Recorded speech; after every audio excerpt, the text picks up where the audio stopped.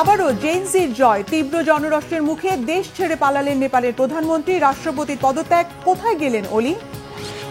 নেপালের সামাজিক যোগাযোগ মাধ্যম বন্ধের জন্য চীনকে দুষছে অনেকে, কিন্তু দায়ী কেন বেইজিং? ওলি সরকারের পতনে ভারতের কি লাভ? এবার কাতারের দোহায় হামাস নেতাদের লক্ষ্য করে ইসরায়েলের হামলা, কাতার ও ইরানের তীব্র নিন্দা। নয়া যুদ্ধ চাচ্ছে কি নেতানিয়াহু? আসসালামু আলাইকুম, দেখছিলেন বাংলাভিশন ওয়ার্ল্ড নিউজ হেডলাইন। আবারও একইভাবে আরও একটি দেশে জেনজি প্রজন্মের জয় হলো। আবারও একইভাবে হেলিকপ্টারে করে দেশ ছেড়ে পালালেন আরও এক প্রধানমন্ত্রী। পালিয়ে কোথায় গেলেন তিনি? বাংলাদেশ, শ্রীলঙ্কার পর নেপালের সরকার পতনের দাবিতে ফুঁসে ওঠা ছাত্র জনতার তীব্র বিক্ষোভ প্রতিবাদের মুখে মঙ্গলবার পদত্যাগে বাধ্য হয়ে দেশ ছাড়েন প্রধানমন্ত্রী কেপি শর্মা ওলি। ধারণা করা হচ্ছে দুবাইয়ে গেছেন তিনি। এর কয়েক ঘন্টা পর পদত্যাগ করেছেন প্রেসিডেন্ট রামচন্দ্র পৌডেলো। নাজুক পরিস্থিতি নিয়ন্ত্রণে দায়িত্ব নিয়েছে সেনাবাহিনী। জেনজির আন্দোলনকারীরা ভাঙচুর করে আগুন দিয়েছে পার্লামেন্ট ভবন, প্রেসিডেন্ট, প্রধানমন্ত্রী ও গভর্নর সহ বর্তমান আর সাবেক মন্ত্রীদের বাড়িতে। অনির্দিষ্টকালের জন্য বন্ধ করে দেওয়া হয়েছে কাঠমান্ডুতে ফ্লাইটের ওঠানামা। বিস্তারিত মেহরাব হোসেন খানের ডেস্ক রিপোর্টে। শ্রীলঙ্কা আর বাংলাদেশের দেখানো পথে জয় নিয়ে ফিরলেন নেপালের তরুণ তুর্কিরা। সেই সাথে স্বল্প সময়ের বিক্ষোভে সরকার ফেলে দেওয়ার নজিরও করেছেন জেনজি প্রজন্ম। তরুণদের অপ্রতিরোধ অদম্য জোয়ারের কাছে নতি স্বীকার করে দাবি মানতে বাধ্য হলেন কেপি শর্মা ওলি। ছেড়েছেন প্রধানমন্ত্রীর পদ, পদত্যাগ করেছেন প্রেসিডেন্ট রামচন্দ্র পৌডেলো। প্রশাসনিক শূন্যতা পূরণ আর নিরাপত্তার স্বার্থে দায়িত্ব নিয়েছে সেনাবাহিনী। এটি কি চীনা আধিপত্যের ইতি আর ভারতপন্থী রাজনৈতিক উত্থানের ইঙ্গিত, নাকি পুরানো ধারার রাজনীতি ছুড়ে ফেলে নবযাত্রার সুঘ্রাণ? এটি আমাদের দেশের জন্য খুবই ভালো। আমাদের মতো অন্য তরুণদেরও এগিয়ে এসে ঐক্যবদ্ধ হয়ে দেশ গঠনে অংশ নেওয়া উচিত। আবারও সেনাবাহিনীর হেলিকপ্টারে প্রধানমন্ত্রীর পালানোর দৃশ্য, প্রতিবেশী কোনো দেশের রাজনৈতিক পট পরিবর্তনের পুনরাবৃত্তি। পরে হেলিকপ্টার থেকে নেমে দেশ ছেড়েছেন প্রাইভেট ফ্লাইটে। যদিও বেলা 12:45 থেকে অনির্দিষ্টকালের জন্য বন্ধ কাঠমান্ডুর সাথে সব ধরনের ফ্লাইটের চলাচল। এতে চরম ভোগান্তিতে পড়েন কাঠমান্ডু ভ্রমণে যাওয়া বাংলাদেশ সহ বিভিন্ন দেশের নাগরিকরা। নেপালে ঘটনাবহুল পরিস্থিতি প্রতি মুহূর্তে চমকের জন্ম দিয়েছে। বিদ্যুৎ গতিতে পাল্টেছে পরিস্থিতি। 8 সেপ্টেম্বর কাঠমান্ডুর প্রতিবাদ কর্মসূচিতে আইন শৃঙ্খলা বাহিনীর প্রতিরোধে শতাধিক মানুষ হতাহত হলে নজিরবিহীন বিশৃঙ্খলার শিকার হয় হিমালয় কন্যা নেপাল। আগুন দেয়া হয় পার্লামেন্ট ভবনে। আন্দোলনে সহযোদ্ধাদের রক্তাক্ত পরিণতিতে বিক্ষুব্ধরা ক্ষোভ উগরে দেন সরকারি স্থাপনা আর বাসভবনে। আগুন দেয়া হয় প্রধানমন্ত্রীর ওলির ব্যক্তিগত বাসভবন। প্রেসিডেন্ট, গভর্নর ছাড়াও বর্তমান ও সাবেক মন্ত্রী আর গুরুত্বপূর্ণ নেতাদের অনেককে নিরাপদ আশ্রয়ে সরিয়ে নিয়েছে সেনাবাহিনী। আগুন দেয়া হয়েছে ললিতপুর জেলার সানেপায় অবস্থিত নেপালি কংগ্রেস পার্টির প্রধান কার্যালয়ে। হামলা হয়েছে দলের সভাপতি, সাবেক প্রধানমন্ত্রী শের বাহাদুর দেওবার ওপর। বেধড়ক মারধরে রক্তাক্ত অবস্থায় উদ্ধার করা হয় তাকে। রাস্তায় বিক্ষুব্ধ জনতার ধাওয়া আর মারধরের শিকার হয়েছেন অর্থমন্ত্রী বিষ্ণুপ্রসাদও। সোমবারের বিক্ষোভ শান্ত করতে 26টি সামাজিক মাধ্যমে আরোপিত নিষেধাজ্ঞা প্রত্যাহার করে প্রধানমন্ত্রী ওলির পদত্যাগের সম্ভাবনা উড়িয়ে দিয়ে বক্তব্য দিয়েছিলেন যোগাযোগ প্রযুক্তিমন্ত্রী পৃথ্বী সুব্বা। মঙ্গলবার সকালেও জানানো হয় সন্ধ্যা 6টায় সর্বদলীয় বৈঠক ডেকেছেন প্রধানমন্ত্রী ওলি। এর মধ্যেই দিনের শুরুতে সরকারি ভাঙন স্পষ্ট হয়ে যায়। সোমবার সন্ধ্যা থেকে একে একে পদত্যাগ করেন স্বরাষ্ট্র, কৃষি আর স্বাস্থ্যমন্ত্রী। ঘোলাটে পরিস্থিতিতে সরকার টিকিয়ে রাখার ঝুঁকি না নিয়ে সরাসরি প্রধানমন্ত্রীকে পদত্যাগের আহ্বান জানান সেনাপ্রধান। মূলত এরপরই পাশার দান পাল্টে যায়। দাবি পূরণ হয় বিক্ষুব্ধ জেনজি প্রজন্মের। কমিউনিস্ট পার্টি অব নেপালের কেপি শর্মা ওলি 2024 সালের 15 জুলাই তৃতীয়বার প্রধানমন্ত্রীর শপথ নেন। চীনপন্থী এই নেতা মেয়াদ পূরণের আগে মাত্র 16 মাসের মাথায় পদত্যাগ করতে হলো। এ নিয়ে 18 বছরে 14 বার সরকার বদল দেখল নেপালবাসী। Mehrab Hossain Khan, Banglavision news desk. এদিকে নেপালে সামাজিক যোগাযোগ মাধ্যম নিষিদ্ধের বিষয়ে ইন্ধন জুগিয়েছে চীন, এমন অভিযোগ দেশটির সরকার বিরোধীদের।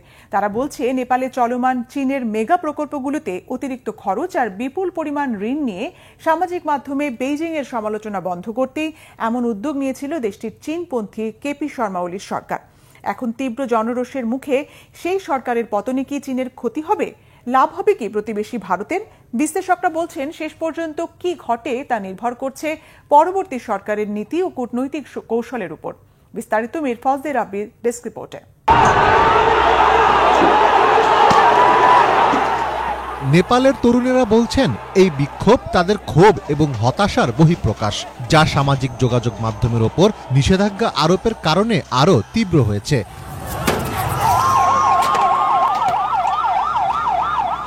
বিক্ষোভ সহিংসতার এই ঘটনায় প্রধানমন্ত্রী কেপি শর্মা ওলির ওপর ব্যাপক রাজনৈতিক চাপ তৈরি হয়েছে।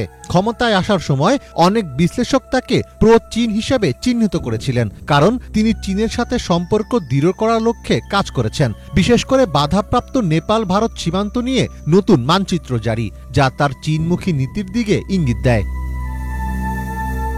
ফলে অনেকেই মনে করছেন নেপালে সামাজিক যোগাযোগ মাধ্যম নিষিদ্ধের বিষয়ে ইন্ধন জুগিয়েছে চীন। চীন গত কয়েক বছরে নেপালে অবকাঠামো ও বেল্ট অ্যান্ড রোড ইনিশিয়েটিভের মাধ্যমে ব্যাপক বিনিয়োগ করেছে। এছাড়াও নেপালের হাইড্রো পাওয়ার, রেল, রাস্তাঘাট ও বিমানবন্দর নির্মাণ প্রজেক্টে জড়িত আছে চীন। তবে চীনের এসব প্রকল্পকে অতিরিক্ত খরচ ও ঋণের বোঝা হিসেবে বিবেচনা করছেন অনেক নেপালি। আর এসব নিয়ে যেন সামাজিক মাধ্যমে চীনের সমালোচনা বন্ধ করা যায়, সেই উদ্দেশ্যেই সামাজিক যোগাযোগ মাধ্যম নিষিদ্ধে নেপাল সরকারকে প্রভাবিত করেছে চীন। চীনের মাধ্যমে নেপালের কমিউনিস্ট দল ও পররাষ্ট্রনীতি প্রভাবিত হওয়ার তথ্য এক প্রতিবেদনে উপস্থাপন করেছে ভারতীয় সংবাদ মাধ্যম নবভারত টাইমস, যেখানে বলা হয় নেপালের লিপু লেক সীমান্ত নিয়ে চীনের আগ্রহ ভারতের জন্য হুমকি সৃষ্টি করছে। লিপু লেক পাস ভারতের উত্তরাখণ্ড রাজ্যকে তিব্বতের সঙ্গে যুক্ত করে, যা হিমালয়ের মধ্য দিয়ে একটি গুরুত্বপূর্ণ বাণিজ্য ও তীর্থযাত্রার রুট হিসেবে ব্যবহৃত হয়। চীন ও ভারতের মধ্যে এই পথের মালিকানা নিয়ে বিতর্ক রয়েছে। লিপুলেক পাসের মাধ্যমে চীন ও নেপালের মধ্যে বাণিজ্য সম্পর্ক ভারতের সীমান্ত নিরাপত্তা ও আঞ্চলিক স্থিতিশীলতার জন্য একটি উদ্বেগের বিষয়। নতুন সরকার যদি ভারতের সঙ্গে সম্পর্ক উন্নতির লক্ষ্যে লিপুলেক পাসে চীনের প্রভাব কমাতে পারে, তবে সেটি ভারতের জন্য কৌশলগতভাবে সুবিধা নিয়ে আসতে পারে, যদিও এসবই নির্ভর করবে পরবর্তী সরকারের নীতি ও কূটনৈতিক কৌশলের উপর। মীর ফজলে রাব্বি, বাংলা ভিশন। কাতারের রাজধানী দোহায় হামাস নেতাদের হত্যার উদ্দেশ্যে হামলা চালিয়েছে ইসরায়েল। তবে এতে কোনো হামাস নেতা হতাহত হননি বলে জানিয়েছে সংবাদ মাধ্যমগুলো। হামাস ও কাতার কর্তৃপক্ষ জানিয়েছে যুক্তরাষ্ট্রের প্রেসিডেন্ট ডোনাল্ড ট্রাম্পের দেওয়া সর্বশেষ যুদ্ধবিরতির প্রস্তাব নিয়ে আলোচনার জন্য মঙ্গলবার দোহার একটি আবাসিক ভবনে হাজির হয়েছিলেন হামাস নেতারা। এই হামলার তীব্র নিন্দা জানিয়েছে কাতার ও ইরান। কাতার কর্তৃপক্ষ জানিয়েছে মঙ্গলবার বেশ কয়েকটি বিস্ফোরণে কেঁপে ওঠে দোহার ওই ভবনটি। হামলা চালানোর কথা স্বীকার করে এটি সঠিক সিদ্ধান্ত বলে দাবি করেছে ইসরায়েল। এই বেপরোয়া হামলাকে কাপুরুষোচিত ও আন্তর্জাতিক আইনের স্পষ্ট লঙ্ঘন বলে তীব্র নিন্দা ও ক্ষোভ জানিয়েছে কাতার। ইসরায়েলের এমন আগ্রাসী আচরণ সহ্য করা হবে না বলেও হুঁশিয়ার করে দিয়েছে কাতার। দোহায় হামাস কর্মকর্তাদের লক্ষ্য করে ইসরায়েলি হামলার নিন্দা জানিয়েছে ইরানও। এই হামলাকে কাতারের জাতীয় সার্বভৌমত্ব এবং আঞ্চলিক অখণ্ডতার লঙ্ঘন বলে উল্লেখ করেছে তারা। এমন পরিস্থিতিতে যুক্তরাষ্ট্রের নাগরিকদের সতর্ক অবস্থানে আশ্রয় নেওয়ার আহ্বান জানিয়েছে কাতারের মার্কিন দূতাবাস। তবে দোহায় ইসরায়েলের হামলার ব্যাপারে এখনো কোনো মন্তব্য করেনি ওয়াশিংটন। ভারতের রাজধানী নয়াদিল্লিতে ইসরায়েল ও ভারতের মধ্যে একটি গুরুত্বপূর্ণ বিনিয়োগ চুক্তি স্বাক্ষরিত হয়েছে। এই চুক্তিকে একটি মাইল ফলক হিসেবে আখ্যা দিয়েছে ভারতের অর্থ মন্ত্রণালয়। স্বাক্ষরিত এই চুক্তিটি পারস্পরিক বিনিয়োগ ও অর্থনৈতিক সহযোগিতাকে আরও জোরদার করবে বলে প্রত্যাশা করা হচ্ছে। বিস্তারিত ডেস্ক রিপোর্টে। সম্প্রতি ভারতের রাজধানী নয়াদিল্লিতে সফর করেছেন ইসরায়েলের কট্টর ডানপন্থী অর্থমন্ত্রী বেজালেল স্মোট্রিচ। সেখানে তিনি ভারতের কর্পোরেট বিষয়ক মন্ত্রী নির্মলা সীতারামনের সঙ্গে এক দ্বিপাক্ষিক বিনিয়োগ চুক্তিতে স্বাক্ষর করেছেন। এই চুক্তির মাধ্যমে দুই দেশের মধ্যে বাণিজ্য ও বিনিয়োগ বাড়ানো এবং আর্থিক সহযোগিতা মজবুত করার লক্ষ্যমাত্রা নির্ধারণ করা হয়েছে। অর্থনৈতিক খাতে এই নতুন উদ্যোগ ভারত ইসরায়েলের সম্পর্ককে আরও গভীর করবে বলে প্রত্যাশা করা হচ্ছে। নির্মলা সীতারামন ইসরায়েলি মন্ত্রীর প্রতি সাইবার সুরক্ষা, প্রতিরক্ষা, উদ্ভাবন এবং উন্নত প্রযুক্তির ক্ষেত্রে আরও গভীর সহযোগিতার প্রস্তাব জানান। ভারতের অর্থ মন্ত্রণালয় এই বৈঠককে একটি যুগান্তকারী ঘটনা বা গুরুত্বপূর্ণ মাইলফলক হিসেবে আখ্যায়িত করেছে। এদিকে স্মোট্রিচ বলেছেন, এই চুক্তিটি তাদের যৌথ দৃষ্টিভঙ্গির জন্য একটি গুরুত্বপূর্ণ পদক্ষেপ হিসেবে চিহ্নিত হয়েছে। দখলকৃত পশ্চিম তীরে অবৈধ বসতি স্থাপনের সঙ্গে সংশ্লিষ্ট থাকার কারণে একাধিক পশ্চিমা দেশের নিষেধাজ্ঞার আওতায় রয়েছেন স্মোট্রিচ। 2024 সালে ইসরায়েল ও ভারতের মধ্যে দ্বিপাক্ষিক বাণিজ্যের পরিমাণ ছিল আনুমানিক 3.9 বিলিয়ন মার্কিন ডলার। এই বাণিজ্যের বড় একটি অংশ কেন্দ্রীভূত রয়েছে প্রতিরক্ষা ও নিরাপত্তা খাতে। ভারত বর্তমানে ইসরায়েলের সবচেয়ে বড় অস্ত্র আমদানিকারক দেশ। এদিকে ইসরায়েল যখন গাজায় সামরিক অভিযানের কারণে আন্তর্জাতিকভাবে তীব্র সমালোচনার মুখে, ঠিক সে সময়ই ভারত সফর করেছেন স্মোট্রিচ। 2024 সালে গাজায় চলমান সংঘর্ষের সময় আল জাজিরার একটি অনুসন্ধান প্রতিবেদনে উঠে আসে, ভারতীয় কয়েকটি কোম্পানি ইসরায়েলের কাছে রকেট ও বিস্ফোরক সরবরাহ করেছে। ওই সময় দিল্লিতে ইসরায়েল বিরোধী বিক্ষোভও নিষিদ্ধ হয়। পাশাপাশি ইসরায়েলের সমর্থনে আয়োজিত সমাবেশকে দেওয়া হয় প্রশাসনিক অনুমোদন। বর্তমানে ইসরায়েল ভারতীয় শিক্ষার্থীদের জন্য একটি গুরুত্বপূর্ণ গন্তব্যস্থল হয়ে উঠেছে। গাজায় চলমান সংঘাতের কারণে ফিলিস্তিনি শ্রমিকদের অভাব দেখা দিলে ইসরায়েলের নির্মাণ কোম্পানিগুলোতে 1 লাখ ভারতীয় শ্রমিক নিয়োগের অনুমোদন দেওয়া হয়। ইফাত জাহান, বাংলাভিশন। থাইল্যান্ডের সাবেক প্রধানমন্ত্রী থাকসিন সিনাওয়াত্রাকে 1 বছরের কারাদণ্ড দিয়েছেন দেশটির শীর্ষ আদালত। মঙ্গলবার এই রায় দেন আদালত। এটি প্রভাবশালী রাজনৈতিক থাকসিন রাজবংশের জন্য আরেকটি ধাক্কা। মামলাটি পূর্ববর্তী দুর্নীতিতে দোষী সাব্যস্ত হওয়ার সঙ্গে যুক্ত। রায় বলা হয়, থাকসিন বেআইনিভাবে পূর্ববর্তী কারাদণ্ডের অনেকটা সময় হাসপাতালে কাটিয়েছেন, তাই এবার তাকে কারাগারেই কাটাতে হবে। 2001 সালে প্রথমবারের মতো প্রধানমন্ত্রী নির্বাচিত হওয়ার পর থেকে থাকসিন এবং তার পরিবার থাই রাজনীতিতে আধিপত্য বিস্তার করে আসছে। তার বোন এবং মেয়ে উভয়ই থাইল্যান্ডের নেতা নির্বাচিত হয়েছিলেন। এর আগে ফোন কল ঘটিত একটি অভিযোগে থাকসিনের মেয়ে পেতং তার্নকে প্রধানমন্ত্রী পদ থেকে অপসারণ করে সাংবিধানিক আদালত। ফ্রান্সের পার্লামেন্টে আস্থা ভোটে হেরে পদচ্যুত হয়েছেন প্রধানমন্ত্রী ফ্রাঁসোয়া বাইরো। তাকে পদচ্যুত করার পক্ষে সোমবার ভোট দিয়েছেন পার্লামেন্টের বেশিরভাগ সদস্য। আস্থা ভোটে পরাজিত হওয়ার ফলে এখন ক্ষমতা ছাড়তে হবে ফ্রান্সের সরকারকেও। সোমবার এই আস্থা ভোটের আহ্বান করেছিলেন বাইরো নিজেই। সরকারি জাতীয় ঋণ নিয়ন্ত্রণের পরিকল্পনার পক্ষে সমর্থন আদায় করার লক্ষ্য ছিল তার। তবে ভোটাভুটিতে প্রধানমন্ত্রীকে পদচ্যুত করার পক্ষে ভোট পড়ে 364টি। বিপক্ষে ভোট দেন 194 জন পার্লামেন্ট সদস্য। 25 জন সদস্য ভোট বিরত ছিলেন। ভোটে পরাজয়ের ফলে দায়িত্ব নেয়ার মাত্র 9 মাসের মাথায় পদ ছাড়তে হচ্ছে বাইরোকে। সোমবার ভোটের আগে পার্লামেন্টের সদস্যদের উদ্দেশ্যে বাইরো বলেন, সরকারকে টেনে নামানোর ক্ষমতা পার্লামেন্ট সদস্যদের রয়েছে। তবে ফ্রান্সের বাস্তবতা, খরচ বেড়েই চলছে, ভবিষ্যতে ঋণের বোঝা আরও বাড়বে। বাইরোর ক্ষমতা হারানোর কারণে ফ্রান্সের চলমান রাজনৈতিক সংকট আরও গভীর হল। সংকটে পড়েছেন প্রেসিডেন্ট ইমানুয়েল ম্যাক্রোঁ। 2 বছরের কম সময়ের মধ্যে এখন 5ম প্রধানমন্ত্রী বেছে নিতে হবে তাকে।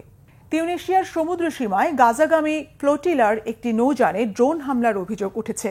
ইনস্টাগ্রামে প্রকাশিত ভিডিওতে জিএসএফ সদস্যরা দাবি করেন, পর্তুগালের পতাকাবাহী নৌযানটি আক্রমণের শিকার হয়েছে।